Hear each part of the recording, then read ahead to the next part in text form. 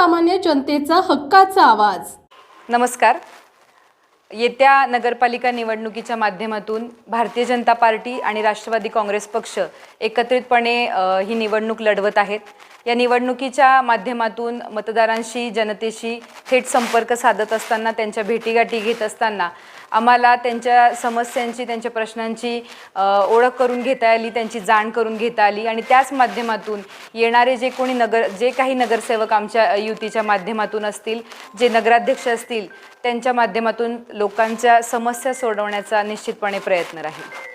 साधारण आपण नगरपालिकेच्या निवडणुकीच्या निमित्ताने प्रचार सभेमध्ये किंवा पदयात्रेमध्ये सामील होत आहे, लोकांची गाठीभेटी घेतात। नक्की लोकांचे कोणते प्रश्न जे लोक तुम्हाला सांगतायत की कोणत्या समस्या आहेत वेगवेगळ्या प्रभागामध्ये?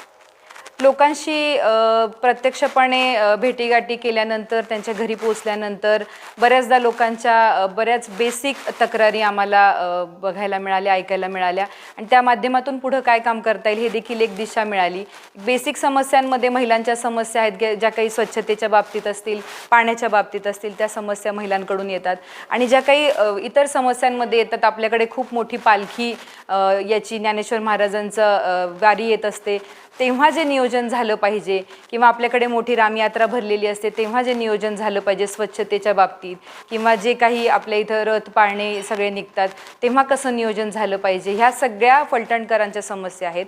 त्यानंतर महिलांसाठी स्वच्छतागृह ही खूप मोठी अडचण या ठिकाणी आहे। जेव्हा यात्रेच्या निमित्तानं किंवा वारीच्या निमित्तानं लोक येतात तेव्हा होणारी रस्त्यांची आणि स्वच्छतेची दुरावस्था बघता ती एक मोठी अडचण त्या ठिकाणी लोकांनी सांगितली।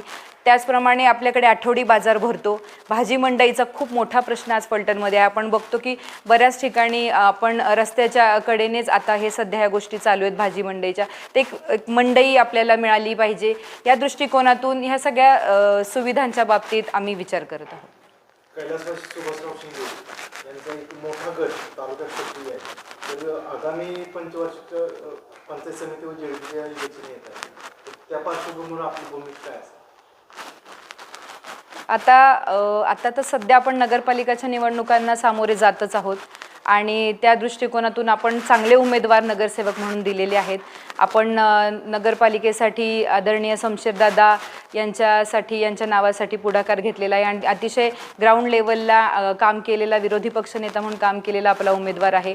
त्यांच्या माध्यमातून आपण पुढे जात आहोत आणि याच्यातून पुढे गेल्यानंतर ज्या काही आपल्या ह्या येणार आहेत स्थानिक स्वराज्य संस्थांमध्ये आपले पंचायत समिती आणि जिल्हा परिषद याच्यात देखील आम्ही एकत्रितपणे आमचे चांगले उमेदवार, काम करणारे उमेदवार आपण देऊ आणि त्या दृष्टीने आपण काम करण्याचा प्रयत्न करू। नगरपालिकेमध्ये ज्यावेळेस आपण प्रभागावर या ठिकाणी प्रचारासाठी जाता तर महिलांविषयी कोणत्या गोष्टी तुम्हाला जाणवल्या ज्या फलटण शहरामध्ये करणं गरजेचं आहे?